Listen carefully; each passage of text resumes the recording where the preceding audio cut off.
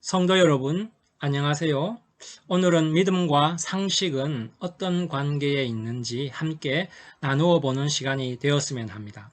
그러기 위해서 먼저 초월과 자연이라는 용어에 대해서 분명히 해두었으면 합니다. 자연이란 우선 우리가 아는 자연의 원리, 세상의 이치가 적용되는 영역을 말합니다.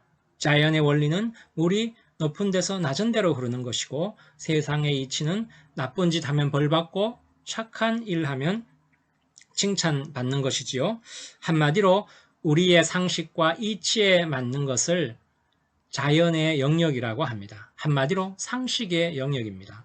초월이 뭐냐면 우선 초월의 뜻은 뛰어넘는다는 뜻입니다. 자연의 원리와 세상의 이치를 뛰어넘어 벗어나는 것이지요.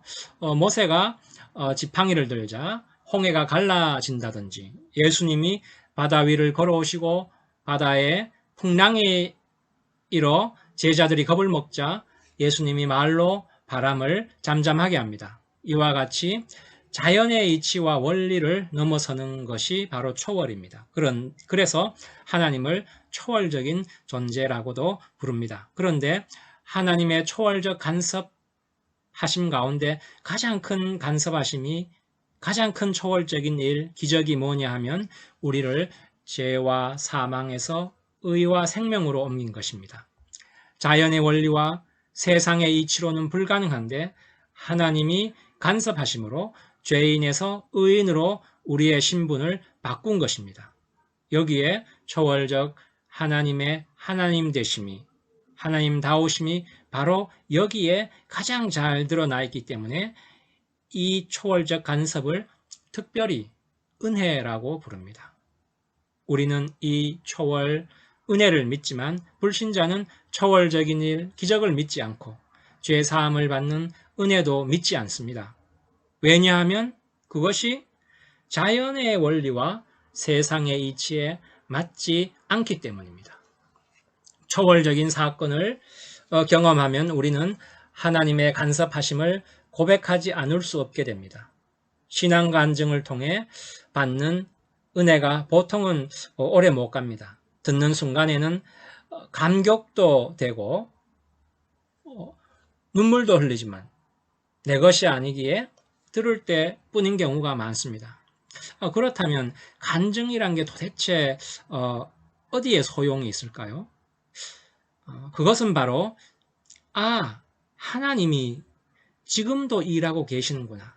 지금도 하나님이 자연의 원리와 세상의 이치를 뛰어넘어 우리 삶에 간섭하고 계시구나. 바로 이것이 간증이 우리에게 주는 진정한 의미이자 가치입니다. 우리가 예수 그리스도를 믿게 되고 교회에도 나오는 것도 하나님의 초월적 간섭이 있었기 때문에 가능한 것이고, 지금도 하나님이 간섭하고 계시기에 우리가 기도도 하는 것 아니겠습니까? 교회에 나가는 것, 기도하는 것, 금식하는 것, 전도하는 것, 이런 것을 일반 사람은 도무지 이해 못합니다. 세상 이치로 이해가 안 되는 것들이기 때문입니다. 이게 다 초월의 영역에 속한 것이어서 그렇습니다. 그런데 우리나라 사람은 신앙을 얘기할 때면 초월과 자연이라는 경계선을, 그죠? 딱 그어서, 나누어서 성스러운 것과 속된 것으로 그렇게 구분하는 그런 버릇이 있습니다. 자연과 일반 상식에 속한 것은 속된 것이라 해서 믿음과 관계없는 것으로, 심지어 믿음에 방해가 되는 것으로 생각하기도 합니다. 이런 일이 기독교 역사에도 번번이 빈번하게 일어났습니다. 그 예가 수도원이 생긴 것도 그 한 예인데, 신앙과 세상을 완전히 딱 분리하는 것이죠. 더구나 우리나라 사람은 이성보다는 감성이 더 강합니다. 그래서 초월에 속한 종교적 행위를 해야 믿음의 확신이 팍팍 듭니다. 기도원을 찾아가야 되고 기도도 고함을 치고 간절하게 해야 되고 감격해서 눈물도 흘리고 금식도 하고 해야 속이 시원해지고, 그죠? 또 전도까지 하게 되면 믿음이 막 솟아오르는 것 같이 느껴집니다. 그래서 하나님 귀에 이제 뭔가 들어간 것 같고 이제는 주님이 해줄 차례라는 생각이 자기도 모르게 드는 게 그게 또 사실입니다. 그죠? 그게 우리나라 사람의 특징이죠. 우리의 믿음의 주파수가 대부분 이 초월의 영역, 그죠? 종교적 행위 몇 가지에 맞춰져 있어서 그렇습니다. 그래서 교회 나가고 기도하고 성경 읽고 전도하고 봉사하고 몇몇 종교적인 그런 명분을 행하는 것을 신앙의 핵심이라고 우리는 많이 그렇게 생각들 하고 있습니다. 그런데 믿음에 대한 전체적인 이해와 안목을 가지고 보면 신앙이 좋다는 것은 어떤 특별한 초월성이나 종교적인 형태로 나타나는 것이 아니라 자연의 영역, 그죠? 그러니까 일반 상식이 지배하는 삶의 정영역으로 나타나는 것입니다. 우리는 신앙을 자꾸 어떤 초월적이고 종교적 행위로 생각하지만 신앙이 좋으면 그 신앙의 좋음이 상식으로 나타난다는 것이 성경이 끊임없이 얘기하고 있는 것입니다.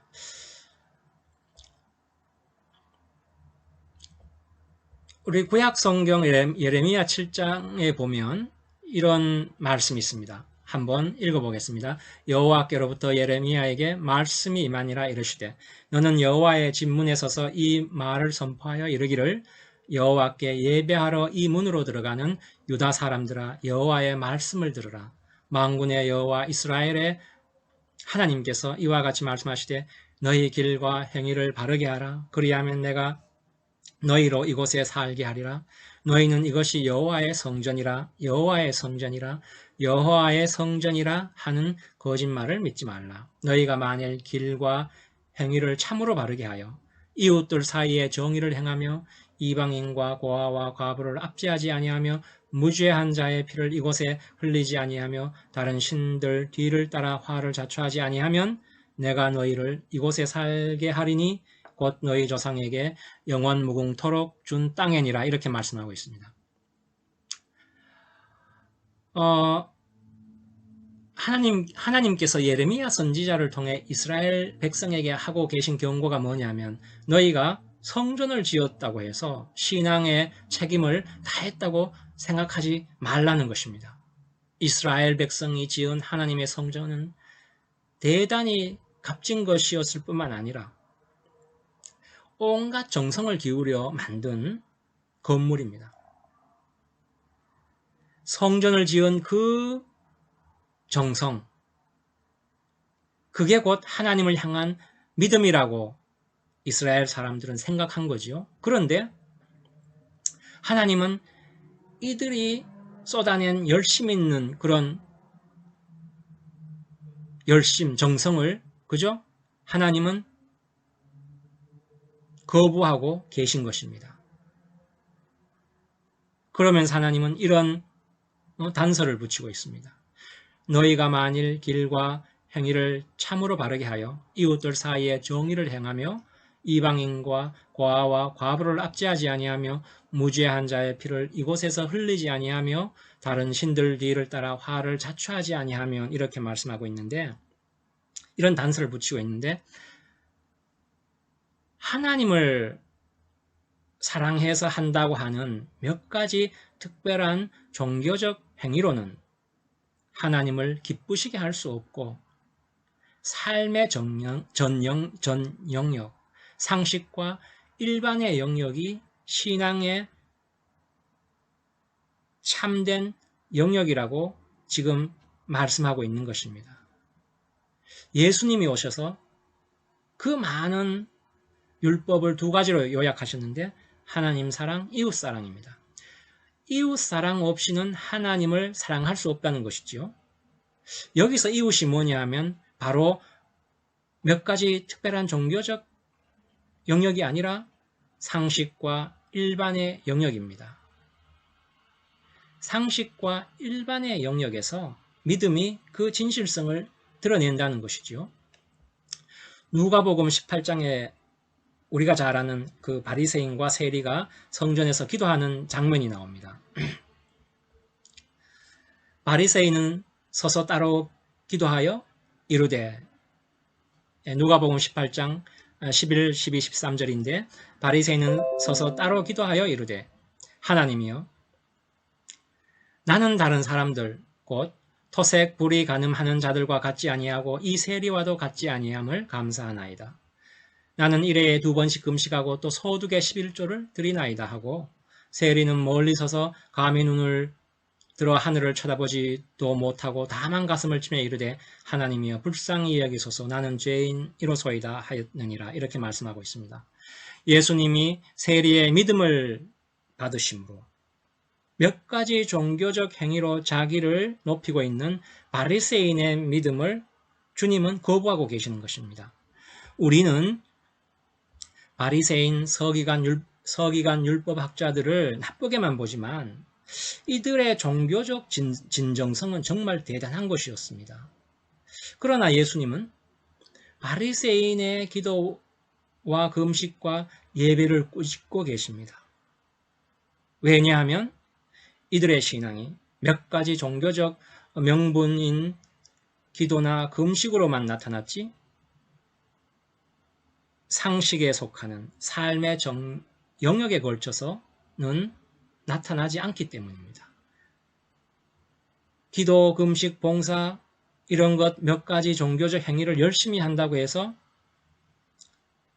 좋은 믿음이 아니라 좋은 믿음은 어린아이에게 물 한 그릇 주고 강도 만나 죽게 된 자를 불쌍히 여기고 돌보아주는 것이라고 신약성경 복음서는 말하고 있는데 한마디로 믿지 않는 일반 사람과 마찬가지로 상식과 일상의 삶을 통해 신앙에 좋고 나쁨이 드러난다는 것입니다.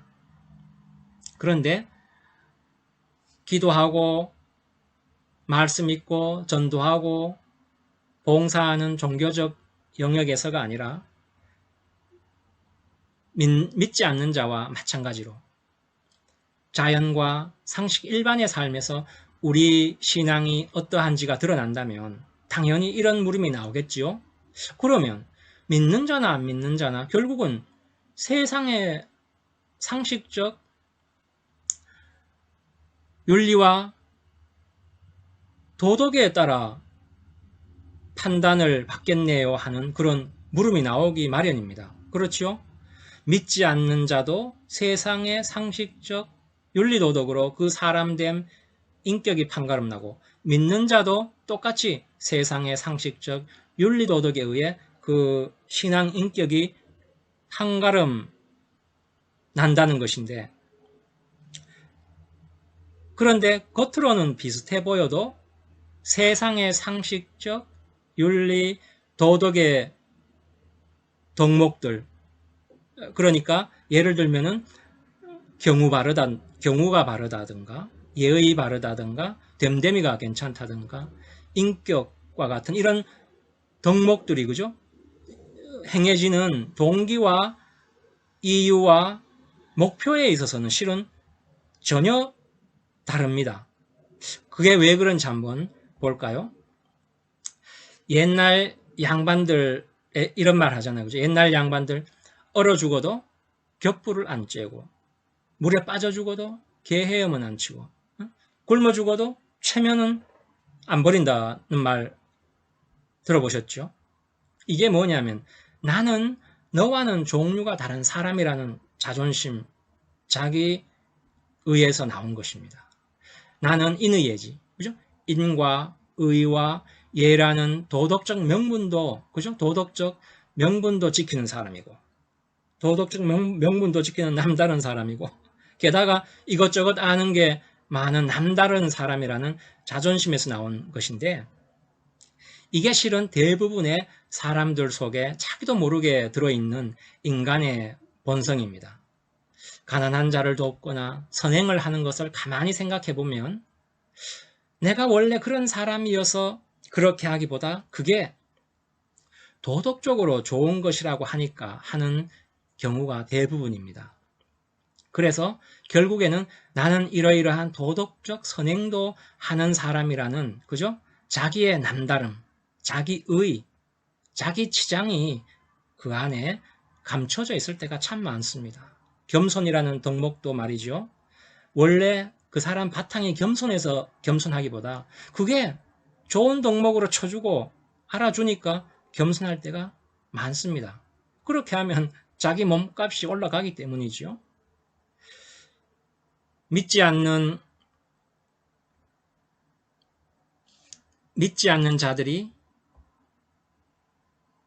정직이나 아량이나 겸손 같은 윤리, 도덕적 덕목들을 지키는 것은 나는 너희들과는 차원이 다른 남다른 분이라는 자기 증명, 자기 치장, 자기 자랑이 실은 그 뿌리에 숨어 있는 것이라고 했는데, 그런데 심지어 종교심조차도, 그죠? 신앙조차도 자기 치장, 자기 자랑을 위해 자기의 남다름을 보이기 위해 사용되기도 합니다. 예수님이 왜 바리새인 서기관을 신랄하게 비판하십니까? 우리가 잘 알고 있듯이 이 사람들은 기도를 해도 남들이 보는 시장에서 하고, 그죠? 금식을 해도 티가 나게 해서 남들이 알아보게 합니다. 그들이 금식하고 기도하는 게 하나님께 나아가는 것이 아니라 나는 너희들과 남다른 존재이고, 그죠? 이런 기도 금식 같은 종교적 명분을 행함으로써 나는 너희들과 달리 거룩한 사람임을 과시하고 자기를 치장하는데, 그죠? 기도와 금식 같은 이런 종교적 명분을 써먹고 있는 것입니다. 믿지 않는 자의 정직함과 성실함의 배후에는 결국에는 나는 너와 다르다는 자기 증명, 자기의, 자기 자랑, 자기 치장 이런 게 또아리를 틀고 있습니다. 믿는 자가 윤리적, 도덕적 행위를 하는 것은 완전히 다릅니다. 믿는 자가 윤리적, 도덕적 행위를 하는 것은 하나님과 하나님의 어떠하심에서 나온 것입니다. 사랑이나 겸손이나 정직이나 성실이나 이런 것들도 그 자체가 좋아서 좋은 것이 아니고 하나님이 그것을 기뻐하고 요구하시기에 우리가 하는 것입니다. 자신의 아들을 아끼지 않고 내어주심으로 우리의 신분을 바꾸신 이가 기뻐하시는 것을 하기 때문이죠. 그렇기 때문에 그것이 내 자랑이 될 수 없고 내 치장이 될 수 없는 것입니다. 더구나 하나님이 하라고 하는 것을 하니까 내 속사람이 하나님을 닮아갑니다. 우리를 지으신 하나님의 인격과 성품이 우리에게서 점점 나타나기 시작하게 되는 것이죠. 출애굽한 이스라엘 백성에게 가나안 족속이 너무나 악하니 남녀노소 어린애까지도 다 쳐 죽이라고 합니다. 하나님이 이것을 기뻐하시기에 이스라엘 사람들이 그렇게 합니다. 다 쳐 죽입니다. 그런데 이번에는 거꾸로 쳐 죽임을 당해야 할 가나안 술집 여인 라합이 하나님 편을 들고 하나님 기뻐하시는 일을 하죠. 그게 뭡니까? 가나안 정탐 나간 이스라엘 사람 숨겨준 거 아닙니까? 하나님 기뻐하시는 일을 해서 어떻게 됩니까? 예수님 족보에 들어갑니다. 이런 일이 성경에 참 많습니다. 하나님 편에 서는 것, 하나님이 기뻐하시는 일을 하는 것, 이게 믿는 자의 윤리와 도덕과 선의 기준입니다. 즉 하나님과 하나님의 어떠하심이 우리의 윤리 도덕의 뿌리인 거죠. 그 아들을 아끼지 않고 우리를 위해 주신 그 하나님이 요구하시는 것이 윤리요 도덕이요 선이기에 우리가 윤리 도덕 선을 행해도 우리의 치장이나 자랑으로 사용할 수가 없는 거죠. 그런데 우리가 행하는 윤리와 도덕의 근원이신 하나님이 아까 보았듯이 초월의 영역에 속하는 몇 가지 종교적 행위를 통해 신앙을 점검하지 말고 자연 일반, 일상의 상식에 속한 일에서 우리 신앙의 참됨을 보이라고 요구하고 계십니다. 종교적 행위에서가 아니라 일상의 상식적 삶에서 우리 믿음의 수준을 우리 믿음에 걸맞게 끌어올리라는 것이지요. 믿는 사람보다 믿지 않는 사람이 더 도덕적이고 더 정직할 수 있습니다. 예수 믿는 사람이 안 믿는 사람보다 더 약삭 빠르고 교활하고 음흉하고 거짓말 잘하고 막대 먹고 엉터리일 수 있습니다. 그러나 천국 가는 것은 윤리 도덕적으로 선한 행위를 해서 가는 것이 아니라 분명히 예수 그리스도를 믿어야 가는 것입니다. 착해서 가지 않습니다. 착하지만 지옥 가는 사람이 있고 나쁜 놈인데 천국 가는 사람이 있습니다. 물론 그렇게 가는 사람은 천국에 들어갈 때 떳떳하지 못하고 부끄럽게 들어가겠지요. 수준이 신분을 한참 못 따라가서 말입니다. 이게 얼마나 부끄러우냐 하면 수준이 신분을 못 따라가서 구원을 받기나 했을까 하고 의심도 생기고 그래서 믿음이 흔들리고 아우성치는 사람이 얼마나 많습니까? 사탄이 우리를 끊임없이 시험합니다. 끊임없이 걸고 넘어집니다. 그러나 우리 수준이 나아가지 못하도록 시험하고 방해하고 좌절시킬 수는 있어도 우리 신분에는 손을 못 댑니다. 천국 가는 데는 문제 없어도 수준이 신분을 못 따라가 생기는 부끄러움은 천국 갈 때 진짜 부끄러운게 됩니다. 부끄러운 것이 죽는 것보다 싫을 때가 얼마나 많습니까?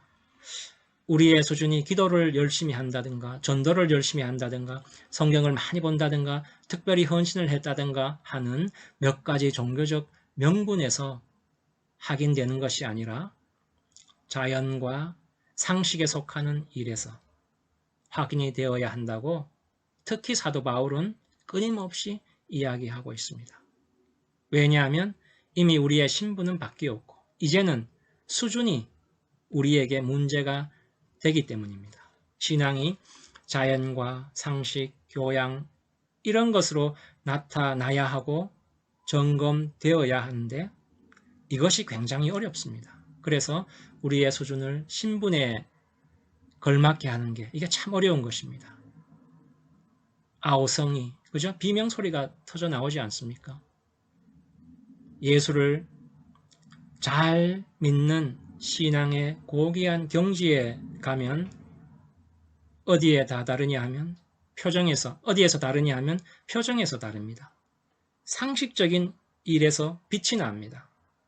기도해야 신앙인이 된 것이 증명되고 성경을 들어야만 신자인 표가 난다면 그것은 참 가난한 신앙입니다. 기도, 말씀, 전도, 봉사가 중요하지 않다는 것이 아닙니다. 상식의 영역이 그만큼 우리 신앙에서 중요하다는 말입니다. 예수님이 오셔서 율법을 하나님 사랑, 이웃 사랑 두 가지로 요약했다고 했는데 믿지 않는 이웃이 바로 자연과 상식의 영역입니다. 여기에서 우리를 통해 하나님의 의로우심, 선하심, 복되심이 전해지지 않는다면 우리의 믿음은 언제나 수준이 신분을 못 따라가 삐거덕 소리, 비명 소리가 터져 나올 수밖에 없습니다. 우리 모두 교회 안에서뿐만 아니라 상식과 그죠? 그 자연 일반의 영역에서 하나님이 기뻐하시고 원하시는 것을 하여 하나님의 의로우심과 선하심과 복되심에 풍성히 참여하는 우리 모두가 되기를 간절히 소망합니다. 기도하시겠습니다. 주님 감사합니다. 주님 우리에게 구원의 믿음만을 준 것이 아니라 주님이 원하시고 기뻐하시는 것을 행할 수 있는 믿음도 주심을 감사합니다. 우리의 믿음이 교회 안에서만이 아니라 교회 밖에 믿지 않는 이웃에게도 은혜가 되는 믿음이 되게 하여 주시옵소서. 예수님의 이름으로 기도드리옵나이다. 아멘.